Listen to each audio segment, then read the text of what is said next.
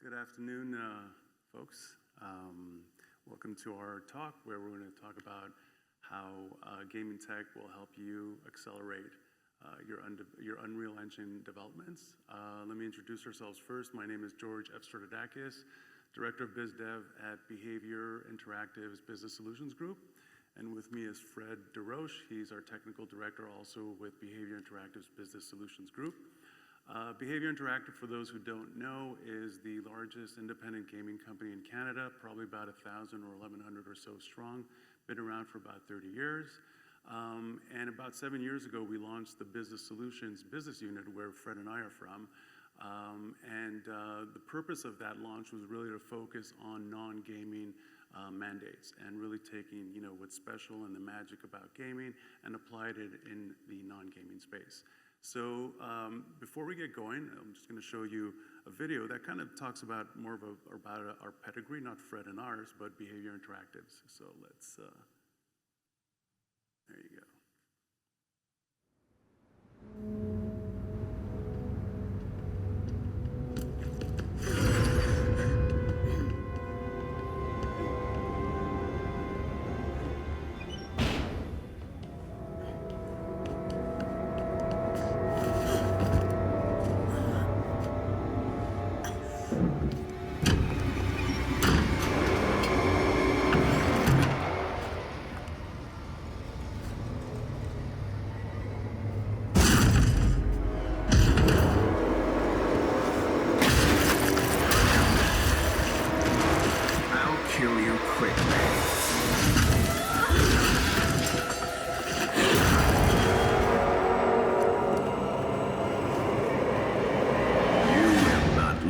To see the dawn.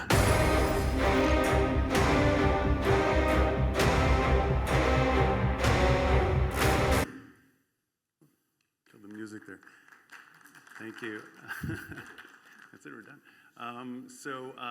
Maybe a little insight about what we just saw. You're probably thinking, what does an asymmetrical horror genre of hide and seek have to do with developing interactive and immersive and real-time 3D experiences in the non-gaming space? Well, it has everything to do with that. It has everything to do with that because everything that we've done in gaming and that's been done over the last decades is transferable, it's reusable and repeatable in the non-gaming sector. In this session, we will talk about a specific use case in the rail industry that we recently worked on, and we're also going to talk about the tools, the innovation, the workflows that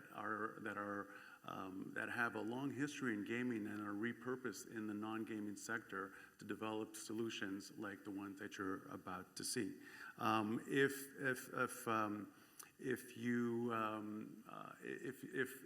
How should I say this? If a gaming company, or if gaming companies, I should say, are keen to sort of work outside of that proverbial box, they could be your best friends in terms of helping you support you in the design and development of these solutions. So, when Dead by Daylight started, which was launched, I should say, which was about 7 years ago, this followed about 20 some odd years of developing tools, of developing games, developing technology that helped, the fluidity, the speed, and the efficiency with which games were being created, right? So there's parallels to the origins of Unreal Engine, right? The three components of Unreal Engine and why what we feel, at least, Unreal Engine conquered gaming was because of their tool chains, their workflow, and their production. And I don't want to age Fred, but he was there in the early days, and if you want to say a couple things about why Unreal won in the gaming space, and specifically those 3 points, you want to... Hello? Yeah, you're on. Well, I was around. I was around when Unreal 3 was starting to get adoption. So I was working with studios like Midway and Electronic Arts, and they were building release titles for PS3 and Xbox 360. So that would, I guess I want to say that puts us around like 2005 or 2006. And Unreal was taking over the major studios. The main competition was, in fact, in-house engines. And it wasn't driven by the tech, right? In fact, the tech people didn't want Unreal. They figured they could do better on the rendering and so forth on their own. And they could. But it was really driven by the fact that Unreal came with this workflow, which enabled large teams with diverse skill sets to work together, and that was needed to put out that content for the next generation titles that were coming out on these platforms. So it's kind of always been, like, it's always been winning based on workflow. I think that's been the case since then also, and maybe even more so now that, if anything, games are even more content, like game development is more content oriented than it was even back then. Great. And so if you take this tech and this creative and this procedural workflow or baggage, if you may, and repurpose it for the non-gaming space or for the industrial verticals, that's mainly the reason why engineering-minded or engineering-focused organizations are turning more and more to the gaming space to be able to help them along their way to, the digital transformation. So in a way, there's some parallels to say that there's a reason why or how non-gaming will also conquer Unreal. And when I say conquer Unreal, it's not to take over Unreal, it's more to leverage Unreal and exploit it at its maximum capabilities and capacity to be able to develop the solutions that are required. So once again, tool chains, workflow, and production. In a typical studio, there's usually a gaming studio, that is, there's usually an army of resources that are behind you to develop any particular title, right? From a leadership perspective, you have creative, technical, and producers. You have, from a technical perspective, developers, AI, UI, subject matter experts. You have multiplayer, DevOps, live ops, and so on, some QA folks. From a creative perspective, you have everything related in content, character design, level design, tech arts, and so on. When dealing with a gaming studio to develop your non-gaming solutions, you have the expertise, the strength, the bench depth, and even the magic, if you may, of all these people, and this is just a subset of many others behind you, and a group that you could leverage at will to be able to develop the most compelling experiences. So we talked about what we were going to present, this use case, which is about training simulation, and specifically the game tech approach to training simulation. In this, we have the tool sets that we've developed, we have the methodology, and we've been able to understand our clients' pain points, training pain points, interpret their scenarios, if you may, their business rules or their business logic in terms of what happens in their simulation scenarios. And those are part of the reasons why the biggest rail operator in North America turned to a gaming studio to develop their serious gaming rail yard training simulator, which in essence was a highly immersive environment where trainees would build avatars of themselves and equipment with the tools that they needed to get through these life and death sort of training scenarios on a daily basis, which replicated what happens in real life. So if we talk about training simulators for a second, because both Fred and I have probably spent the last decade or so in heavy equipment, high fidelity physics training simulators, there was always this polemic between gaming. The time was called gaming and serious gaming. Now it's kind of gaming versus training simulation. But if you take a look at the design constraints that today, and that polemic, by the way, many, many moons ago, was way before game engines had entered the space of training simulation, right? So today, if you take a look at design constraints that are associated to gaming and design constraints associated to training simulation, some of these are just examples: performance, immersion, interactivity, multiplayer, content workflow, analytics. You could throw in live ops in there as well.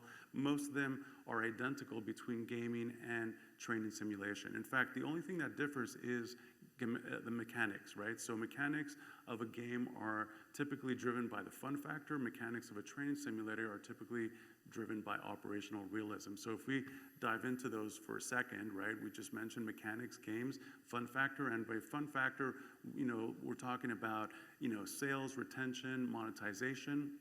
On the training simulation side, we talked about operational realism, and what that really means is operational safety and efficiency. There's others, of course, but those are probably the main ones and the ones that are at core. And they're also measurable, right? There are KPIs that once a trainee goes through their training and simulation session, once they go through specific scenarios and score whatever it is that they score in these scenarios, you could see how that training went once they're in the real life situation and how they're addressing the operational protocols and so on in the real world. You know, there's that whole simulation to real a gap. The smaller the gap, the more positive the training. The larger the gap, obviously, the more negative the training. So what does that, you know, equate? The key difference between this is the business outcomes once between games and training simulation. So let's introduce the case study in more detail. The rail yard operator came to see us because they were just not able to get trainees, especially younger trainees, that were proficient with the safety rules and the life-critical rules that were applied in a typical rail yard scenario. Speaking of these trainees, most of them happen to be really young. I think the average age was like 18 to 19. This is the PlayStation generation. They were all gamers, or most of them gamers, casual or not. And so thus was conceived an opportunity to merge the immersiveness or the interaction or the interactivity of a game, the compelling sort of graphics and visuals of a game with, you know, learning these life-critical rules that were going to be applied in the sort of operational real theater. So 3 components there: business outcomes, primarily safety. One could argue that operational efficiency is in there as well, but it does have to do with safety as well. The target audience were the railway workers, the PlayStation generation, the young railway workers that did not want to go through books and books and books of, you know, protocols and how to not and so on and so forth. And the hazards, well, they're hard to miss. They're big, heavy, moving vehicles. You know, box cars, rail yards, and Fred's going to get into all that in a second. So how do we do that? There was 2 keys. One was scenario design, and in terms of scenario design, it was really putting the SMEs from the gaming perspective. So our designers sitting down with the SMEs on the rail side, which are these guys with, you know, 50 years experience and are now trainers, and getting to understand what it is that they're trying to convey. So developing the scenarios in that way. And of course, there's the operational realism and all the R&D pre-pod that had to, you know, yield a physics, a high-fidelity physics, or somewhat high-fidelity physics solution. And Fred's going to get into that in a second. Sufficient fidelity is what we'll be talking about. So, hi. So this is where the technical team comes in, and what I'm going to do is take you a little bit through that journey, because there's a sort of an interesting technical journey to be had here. You can see that there's going to be some challenges on the side of realism. So what do we have when we start out? We're handed, we already have a draft of the scenarios that have been built. So we know what's coming in terms of use cases. And why we're doing this pre-production R&D effort is really to prepare the terrain for the production. We want to make sure that the content team is armed with absolutely everything they need in terms of tooling to be very efficient in building content. And this is an instinct that does come from games, from game workflow, from building game workflows. Obviously, we want to de-risk production by making sure we can solve all of these use cases at a level of fidelity that's required to make this training yield value. So it's about that. It's about de-risking. It's about nailing those use cases and building a workflow and making sure that the content team is going to be successful. All right, so what are the use cases? And there's quite a few. So we went through not only the scenarios that we're looking at immediately, but also scenarios that we know are coming, because the railroad is very open about what their roadmap is going to be in 5 years and so forth. So we know what was coming. And it boils down to this, railcar track dynamics. So we're talking about the ability of railcars in the unreal world to follow tracks in a realistic way. And that means that the wheels need to be very accurately aligned with the tracks at all times, and the chassis needs to move accurately. I mean, why the wheel? Because I mean, this is really, we'll see a bit later. Alignment of the wheels with the track is extremely important, especially since this entire experience is consumed at the level of you're down on the ground near the wheels, and I mean, when you see these, when you look at the wheels, you need to make sure that they're correct, because if you're showing incorrect, misaligned wheels floating or off to the side, then you're going to be teaching these guys and girls to ignore potentially life-threatening situations, and that's negative training for you. So couplings and slack action, we need locomotives to be able to pull cars, cars to pull other cars, and so forth. And there's a very important feature, especially in North American trains, where the couplings have a certain amount of play in them. So there's a draft gear, and these couplings have approximately 6 inches of play, going to 18 in some of the, depending on the rail assets, which adds up to a lot over the length of a train. Trains are now 100, 200, and cars long and growing all the time, 20,000 tons. Across, if you do the math, right, 6 inches across 200 cars, I guess that's, there's the math on that. Anyway, it's 100 feet, is it? Yes, 100 feet of play, that's nasty. Yeah, so that means that a train can actually accordion out 100 feet. After it's stopped, it can bunch up, and then when it takes off again, it can, under the effect of a grade, it can extend, and sometimes do that in surprising ways under wind conditions and so forth. That's extremely dangerous. They're very focused on that, and they're for good reasons. Moving on, powered traction control, of course, we need to have some way of representing motion being introduced by locomotives pulling on the trains, and of course there's questions of rail adherence and spinning. Brakes, we need to have collision. We're in a rail yard, and the way that they actually assemble these trains often is really literally crashing cars together and forcing the joints. So there's cars sailing down tracks and crashing into other cars like all the time. We took the entire team to the yard to really experience this, and it's extremely disorienting and loud, and you can see what the danger is. So we want that soundscape to be generated. We want to be able to represent stability and shifting load, so vertical stability of the rail cars. The actual center of gravity is important. These cars can tip over. Wind and weather, especially wind literally can blow cars over. But more in practice, it happens. We have derailments caused by that. But in practice in the yard, simply having cars blown down the tracks because there's not sufficient brake supplied on a long section of cars is a big problem. So we have to be aware of that. And last, derailment, part of the scenarios further down the road. It's not something they like to see. This is a taboo word.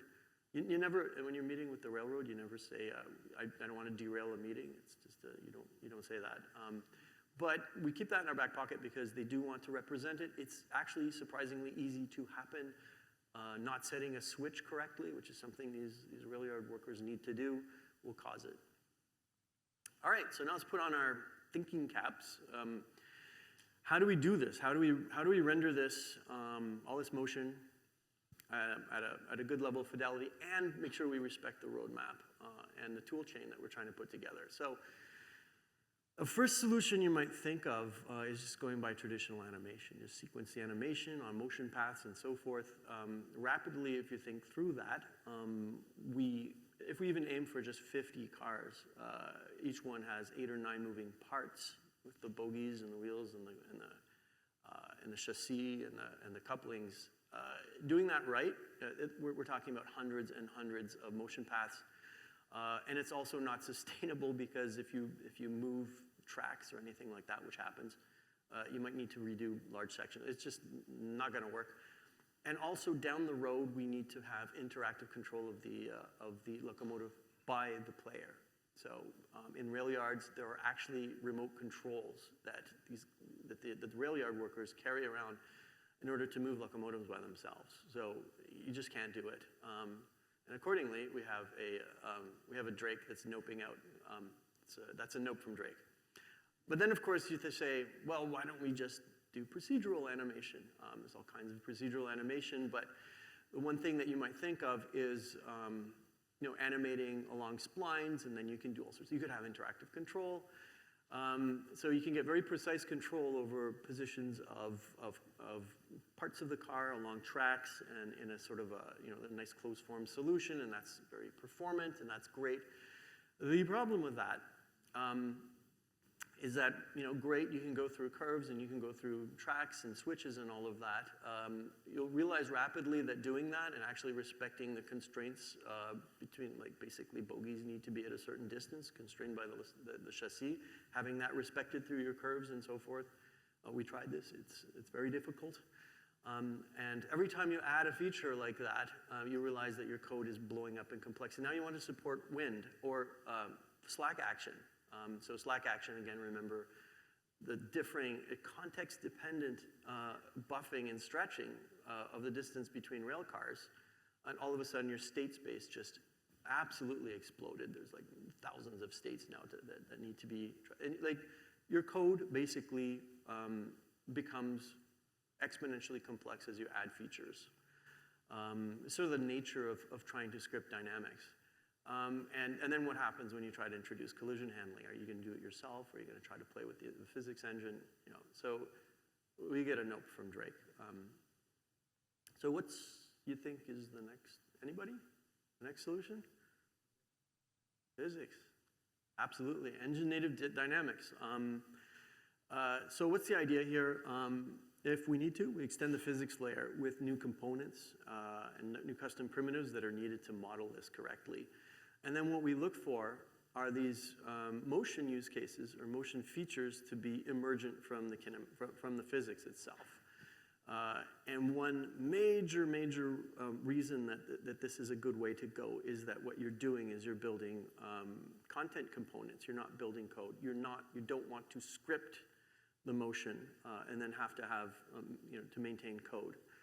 We want to build content. This is a philosophy that comes from years of building games, and Drake agrees with me. So what does this look like from a physical modeling perspective? I'll go over this quickly. So what you see in the top right is that's a rail bogie. You hear me talking about bogies. That's a bogie. It's essentially a set of wheels on a frame. They're also called wheel trucks.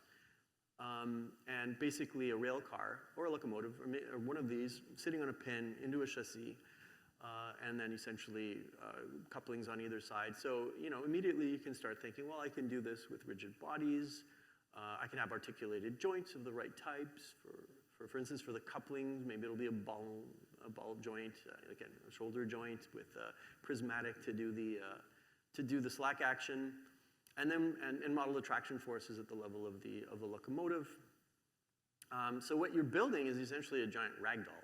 It really is. It's really the same type of thing, except maybe it's a ragdoll snake. Physics engines in games have been tweaked and optimized for decades to handle exactly this type of use case. So it seems very promising. But of course, there's a catch. Rail wheel contacts.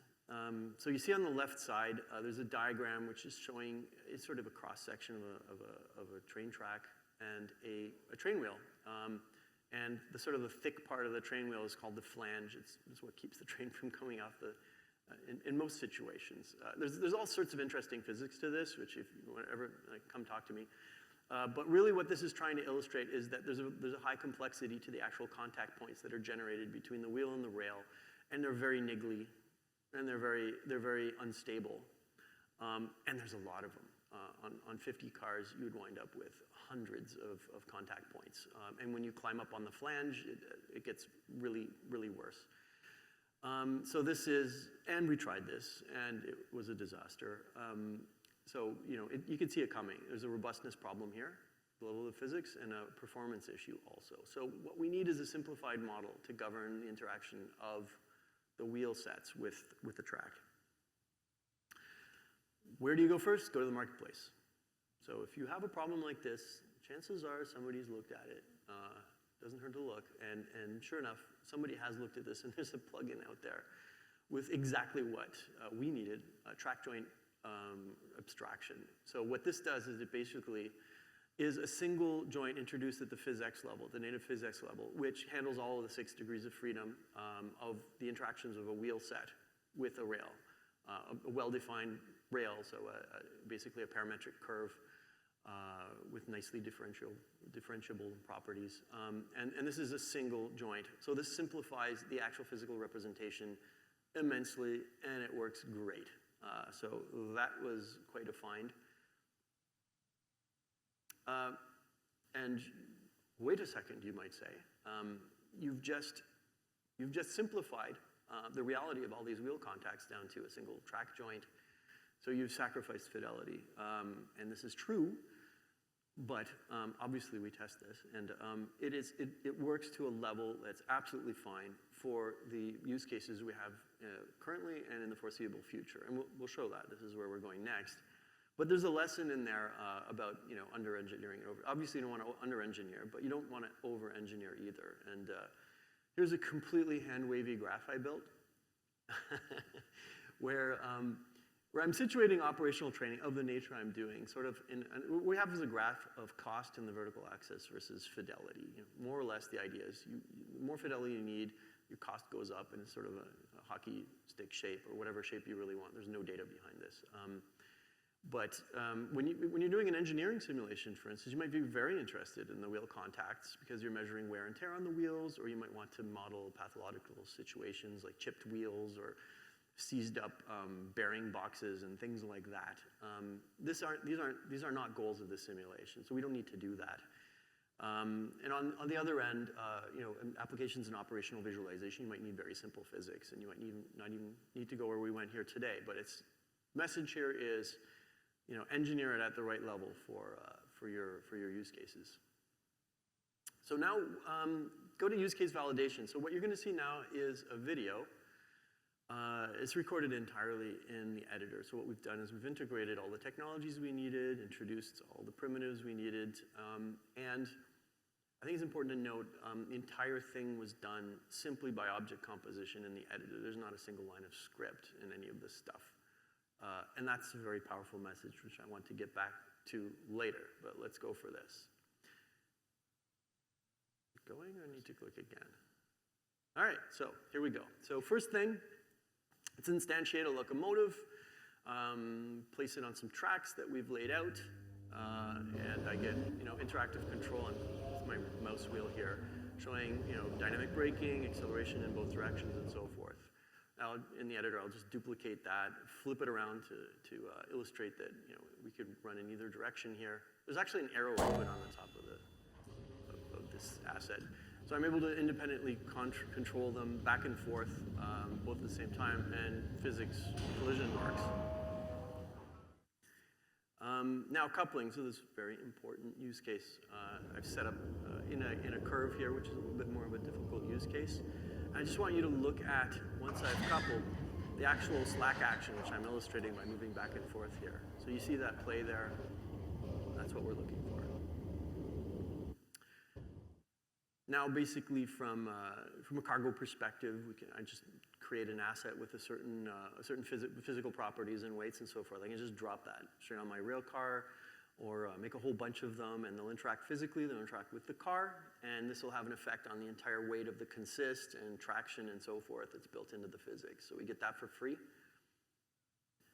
Stress test, well, this isn't really a stress test because we've tried this with about 100 cars. I'm really more of an illustration of how easy it is to sort of set up training scenarios and try stuff out, just simulating in the editor.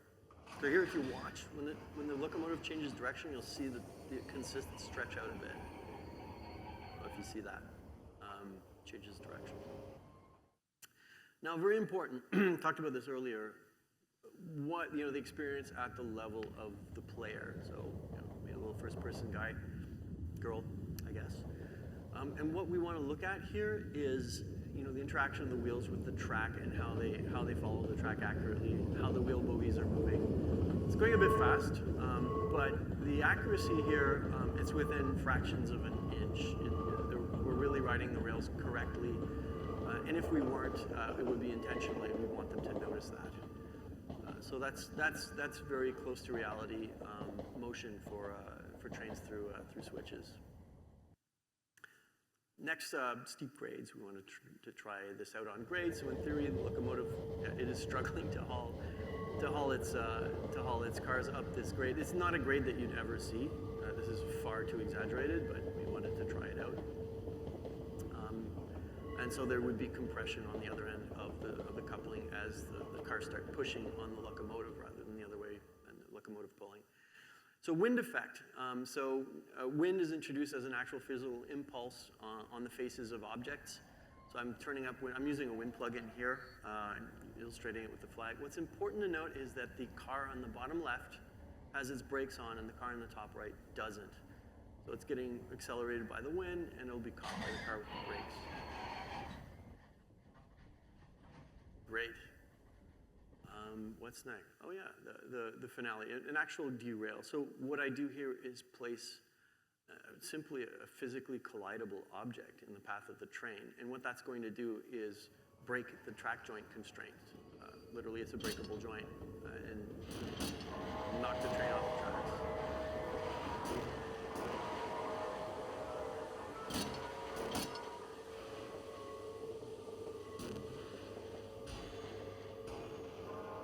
Beautiful. There we go. So where are we? We've got our use cases covered. We've got the content team tooled up, and it's really important.